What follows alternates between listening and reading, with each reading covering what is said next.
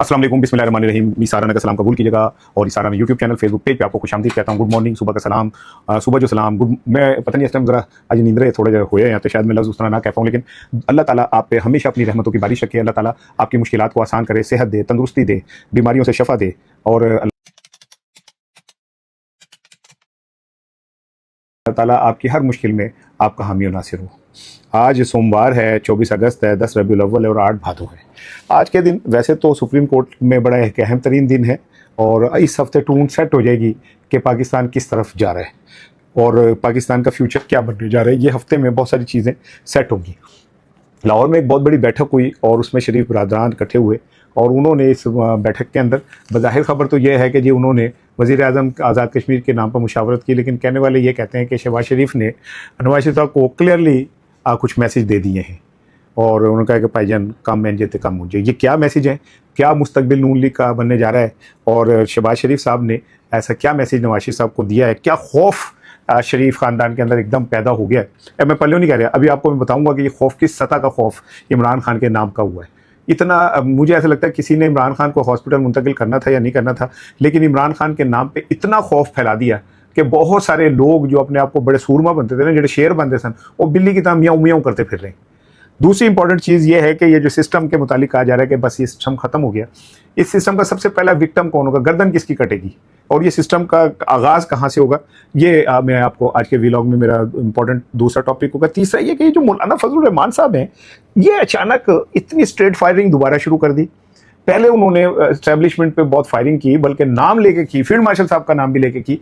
एक बार फिर वो मैदान में है, आज फिर उन्होंने बहुत गोलाबारी की है, लेकिन एस्टेब्लिशमेंट की खामोशी जो है ना, वो फिर बहुत सारे सवालात को जन्म देती है कि पीटीआई वाले तो अगर ऊँ भी कर दें तो हम कत्ल भी करते हैं तो हो जाते हैं बदनाम, वो हम आह भी करते हैं तो हो जाते हैं बदनाम, वो कत्ल भी करते हैं तो चर्चा नहीं होता है। की चक्कर है कि मौलाना फजलुर रहमान डायरेक्ट ठा ठा ठा फायरिंग करते हैं और उनकी तरफ एक बात नहीं। जिस शख्स ने दरखास्त दी थी ना मौलाना फजलुर रहमान के खिलाफ, वो दरखास्त भी उसने वो नामालूम वजूहात की बिना पे वापस ले ली। तो ये मौलाना फजलुर रहमान एक्चुअली क्या कोई ड्रामा कर रहे हैं।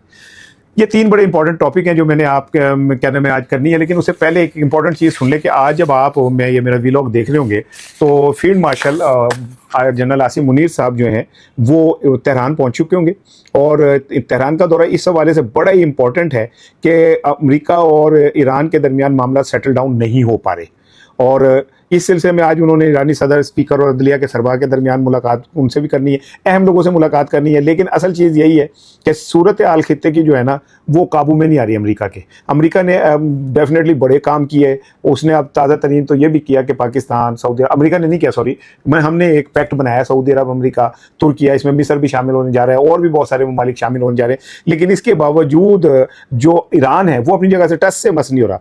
ईरानी सदर मसूद पज़ेश्कियान ने कहा है कि ईरान इस वक्त मुआशी और अस्करी लिहाज से हालत जंग में, ताहम मुल्क मुश्किलात के सामने मजबूती से डटा हुआ है। ईरान गैर कानूनी जंगी हालात में आवाम की खिदमत के लिए अपने तमाम तर कोशिशें जारी रखे हुए। साढ़े अंगर नहीं कहा कि पेट्रोल की कीमत ही बढ़ाई जाओ, जहां मौका मिले ठा करके पेट्रोल की कीमत बढ़ाएं और कम आगे बढ़ा दो।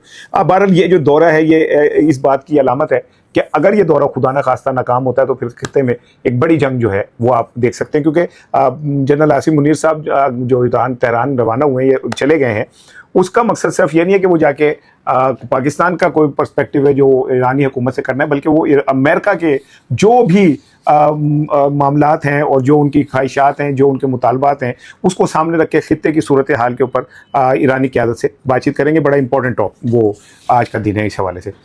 दूसरी दिन ये बात यह कि अभी मैं आता हूँ जाती उम्र की बैठक के ऊपर। आज सुप्रीम कोर्ट में जो पीटीआई ने दरख्वास्त दी है तौहीन अदालत की, वो सुप्रीम कोर्ट में लगनी है, क्या होना है, बेंच बनना है या नहीं बनना। कहते हैं कि जिस बेंच के क्या कहते हैं में ये दरख्वास्त जानी थी वो बेंच तो अभी अवेलेबल नहीं है, लेकिन जो उस बेंच के सरबराह हैं वो लाहौर के अंदर ही मौजूद हैं।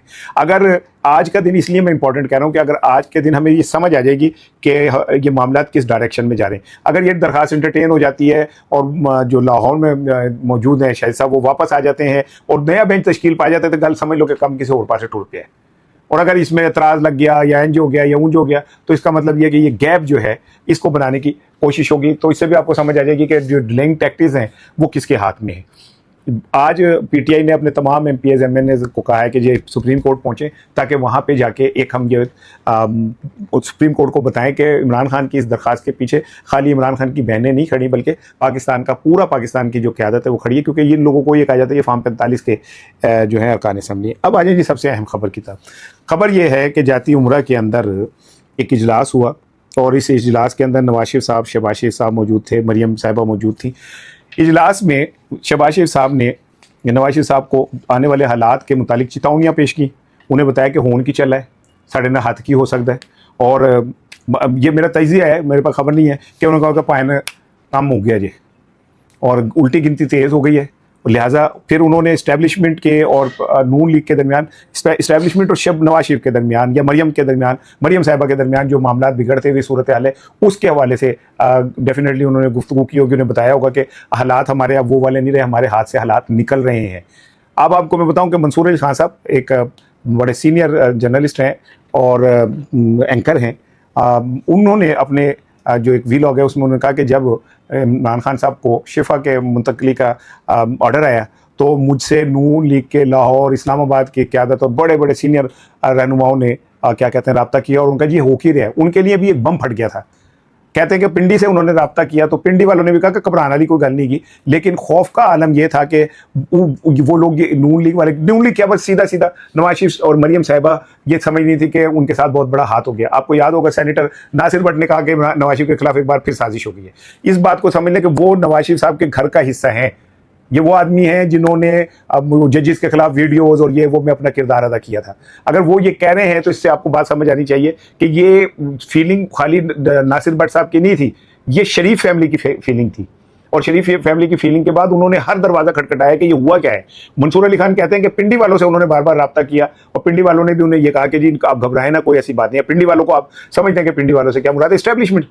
इस्टेब्लिशमेंट से बार बार इस्तफसार किया गया कि ये हमारे लिए खतरे की घंटी तो नहीं है। मंसूर अली खान क्या, जितने बाखबर लोग हैं उन्होंने रब्ता किया और करने के बाद पूछा कि क्या हुआ। वो 24 घंटे जो थे नून लीग के लिए एक क़यामत थी जिससे वो गुजरे।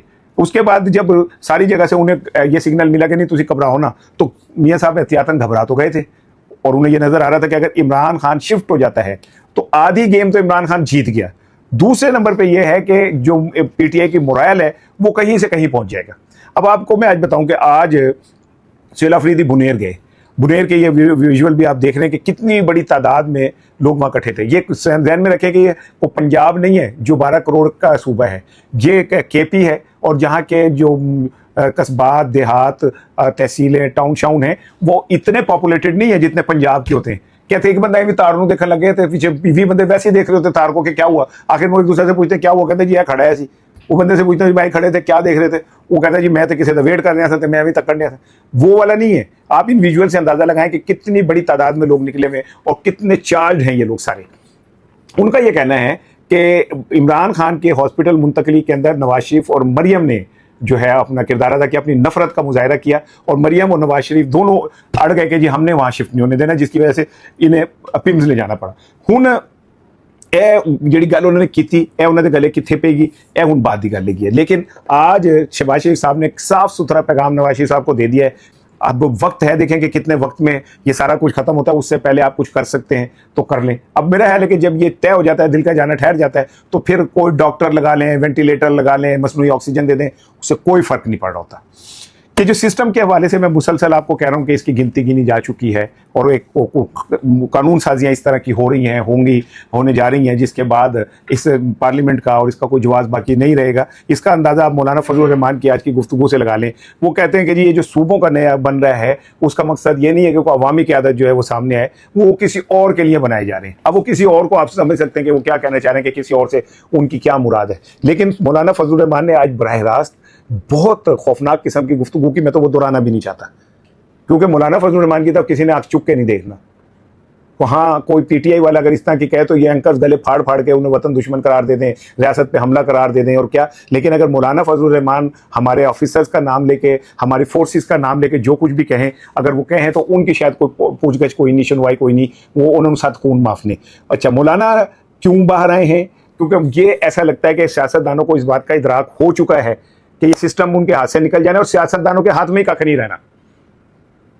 मैं आपको जो तरीके से बात बताना चाह रहा हूं कि ये सिस्टम अगर लेपेटा गया तो फिर कोई ऐसा सिस्टम नहीं आना जिसको आप ये कहें कि बड़ा डेमोक्रेटिक सिस्टम होगा, फिर उसे कुछ और ही होगा, कुछ और ही होगा। ये सिस्टम जो इस टाइम मौजूद है, ये ज़मीन है और ये सिस्टम यहाँ पे है, नवाज शबाशी से वगैरह, बहरहाल ये ज़मीन के इतने करीब है, लेकिन जो सिस्टम इनके बाद आएगा उसका इतना फ़र्क हो जाना है, इससे भी ऊपर मेरा आता है तो उतने नहीं जा रहे हैं। ये बात का इदराक इन तमाम सियासतदानों को, यही वजह है कि बिलावल भुट्टो भी रस्सी तोड़ाने की कोशिश कर रहे हैं, मौलाना फजल रहमान भी मैदान में आ रहे हैं कि साढ़े हाथ तीला भी नहीं रहना, पीटीआई ऑलरेडी मैदान में है, शहबाज शरीफ साहब नवाज शरीफ साहब को सारी चेतावनियां दे चुके हैं कि ऐसा होगा। और अब ये सिस्टम अगर बदलेगा तो सबसे पहली गर्दन, मेरी कैलकुलेशन है सर, ये मैं अपनी कैलकुलेशन, गर्दन कटेगी आसिफ अली जरदारी की इस सिस्टम के बदलने से। वो जब हट जाएंगे तो फिर ये बगैर सर वाला जो धड़ होगा इसके ऊपर सर लग जाएगा, धड़ के अंदर आज़ाद जो है आगे पीछे हो जाएंगे और ये एक वो मुकम्मल वो राजधानी। लेकिन ये कि अब सियासतदानों को इस बात का बखूबी अंदाज़ा हो चुका है कि गेम उनके हाथ से निकल रही है। अब सुहेल अफरीदी जिस तरह इनिंग खेल रहे हैं, जितनी तेज़ी के साथ इनिंग खेल रहे हैं, मैंने कल वो 27 सितंबर को 17 सितंबर कह दिया था, और जज्बातियत में वो जो जेल है उसका भी मैंने को थोड़ा सा शायद कुछ कह दिया था, तो वो मेरी जज्बातियत नहीं है, मैं भुलक्कड़ हूँ भाई, अल्लाह का शुक्र है मैं भुलक्कड़ हूँ, मैं भूल जाता हूँ। तो वो कभी कभार कोई चीज़ें आगे पीछे हो जाती है तो तुम एडा सीरियस ना लिया करो कि जी मैंने ये क्या कह दिया, मैं नहीं था यहाँ पर गल निकल गई सो निकल गई। अब आ जाइए जी एक बड़ी अहम खबर की तरफ। खबर ये है कि जो दुनिया के 22 कप्तान हैं क्रिकेट वर्ल्ड के, और 22 नाम वो जो बड़े कद्दावर हैं, छोटे मोटे नाम नहीं है, पहले वो नाम सुन लें आप। Michael Atherton, Alex Blackwell, Allan Border the great, मैं बड़ा फैन था, खब्बे हाथ से बैटिंग करता था, कुछ के अंदर बल्ला रख के, लेकिन क्या ड्राइव थी उस बंदे की, क्या पुल थी उसकी। अच्छा, माइक ब्रेले इंग्लैंड के कैप्टन थे, बड़े चिट्टे वाले, वो कहते हैं बड़ा जीरक कप्तान था। फिर Greg Chappell the great, Ian Chappell the great, दो ग्रेट ब्रदर्स। मैं समझता हूँ ऑस्ट्रेलियन क्रिकेट के जो लेजेंड्स में अगर नाम लिखा जाएगा तो ग्रेग चैपल और रायन चैपल का टॉप 5 में नाम होगा। ब्लेंडा क्लार्क, फिर Adam Gilchrist, Juno Adam Gilchrist, वो कितना बड़ा कीपर था और कितना बड़ा बैट्समैन था। फिर सुनील गावस्कर, लिटिल मास्टर सुनील गावस्कर, मैं बड़ा फैन हूँ सुनील गावस्कर का। सुनील गावस्कर ने उस दौर में स्कोर किया जब ना हेलमेट होता था, ना चिन गार्ड होता था, ना थाई होता था, ना कुछ होता था, और वो Michael Clarke, Holding, Garner, Thomson, Lillee, उन लोगों को फेस करके स्कोर करता था सुनील गावस्कर। कपिल देव, एक आम से घर से उठा हुआ हीरो, और उसने इंडिया को वर्ल्ड कप जिताया, और वो कहता है जी मैं तेरे इमरान खान के नेड़े भी नहीं जा सकता, लाइफ स्टाइल दे। वो मतलब कहना वो ये चाह रहा है कि हम उस दौर में जब हम बड़े बहुत हीरो थे, हम इमरान खान को आइडियलाइज करते थे कि यार ये बंदा कौन है, ठीक है ना जी। अच्छा, फिर उसके ली ग्रिमन, बड़ा अच्छे प्लेयर। फिर क्या कहते हैं, डेविड गार, ब्यूटीफुल क्रिकेटर, ऐसा लगता था कोई गुड्डा है जो क्रिकेट खेल रहा है। आपको अंदाजा हो रहा है मुझे क्रिकेट के ऊपर कितनी वो है, मैंने पर्सनली तमाम खिलाड़ियों को खेलते हुए देख चुका हूँ। किम ह्यूज ऑस्ट्रेलियन, क्या बात थी उस बैट्समैन की। Nasser Hussain the great, England को उसने के टेस्ट में बुलंदियों पे लेके गया, मैं पहले रैंकिंग में भी टॉप 1, 2, 3 पे ले गया था। The Clive Lloyd, oh the big man Clive Lloyd. फिर राना टूंगा, एंड्रयू स्ट्रास, अभी ताज़ा क्या कहते हैं इंग्लैंड की टीम के कप्तान थे। डीप वेंगासारकर, बड़ा नाम। स्टीव वॉ ब्रदर्स जो थे, क्या बात है। जॉन राइट, इन लोगों ने मुश्तरका तौर पे एक बयान दिया है, मुतालबा किया कि इमरान खान की ज़िंदगी के लिए आलमी दुनिया कुछ करे, उनकी कैद तन्हाई ख़त्म करें, उनको इलाज की ज़रूरत है, इलाज फराहम किया जाए। अच्छा जी, इन सब ने ये कहा है कि जनाब अली, इमरान खान को ना सिर्फ ये कि उनके हकूक़ फराहम किए जाएँ, उनकी सेहत के हवाले से जो तशवीशनाक खबरें आ रही हैं वो उसकी वजाहत होनी चाहिए, उनको हॉस्पिटल मुंतकिल किया जाना ज़रूरी है, बल्कि उन्हें रिहा किया जाना ज़रूरी है। लेकिन मैंने ये जो सारा कुछ कहा ये इतना इंपॉर्टेंट नहीं है, जितना इंपॉर्टेंट ये कि इनमें एक पाकिस्तानी कप्तान का नाम नहीं है, इनमें एक क्रिकेटर ऐसा नहीं है जो जिसका नाम पाकिस्तान से हो। बाऊ ने कहा था एक दफ़ा, बाऊ अब्दुल कादर मरहूम को कहते हैं, उन्हें बाऊ कहते थे, और अब्दुल कादर इमरान खान से इतनी मोहब्बत करते थे कि एक सीरीज़ में जब उनको मैन ऑफ दी सीरीज़ का अवार्ड में गाड़ी मिली तो उन्होंने स्टेज पे जाके कहा कि मैं ये चाबी इमरान खान को देना चाहता हूँ, और इमरान खान ने पहले वो गाड़ी शौकत खानम को डोनेट कर दी थी। बाऊ ने कहा था कि अगर इमरान खान ना होता ना तो ना मैं बनता, ना वसीम अकरम बनता, ना वकार बनता, ना इंजमामुल हक बनता। कितने शर्म का मुकाम है इन सारे लोगों के लिए। रमीज़ राजा, जिसे इमरान खान ने पीसीबी का चेयरमैन बना दिया, वसीम अकरम, जिसको कहा जाता है कि जनाब इमरान खान ने वसीम अकरम को यहाँ से उठा के इस्लामपुरा से और मुजांग से और क्या कहते हैं दुनिया का अजीम ऑलराउंडर बना दिया। वो वकार यूनुस जो बूढ़े वाला मेरा टेडी मुछा रख के फिरदा होंदा सी, उसको वकार यूनुस को उठा के कहाँ से कहाँ पहुँचा दिया। मुइन खान कराची का, इंजमामुल हक खुद मुँह से कहता है कि जी मेरी तो सिलेक्शन ही नहीं हो रही थी वर्ल्ड कप में। और इमरान खान ने कहा नहीं इसे ले जाना, ये स्कोर करेगा, और फिर इन तमाम मुल्क दुनिया के अंदर उसने बड़ा नाम पैदा किया। इनमें से किसी एक के मुंह से इमरान खान के लिए एक जुमला नहीं निकल रहा। एहसान फरामोशी की इससे बड़ी और कोई मिसाल आपको नहीं मिलेगी। खैर हम पाकिस्तानी एहसान फरामोशी में किसी से अल्लाह का शुक्र है पीछे तो नहीं है, लेकिन इन लोगों को देख के, इनका किरदार देख के तो मेरा सर शर्म से झुक जाता है। आपसे इंशाल्लाह बात होगी शाम को। अपना ख्याल रखिएगा। अल्लाह हाफिज़।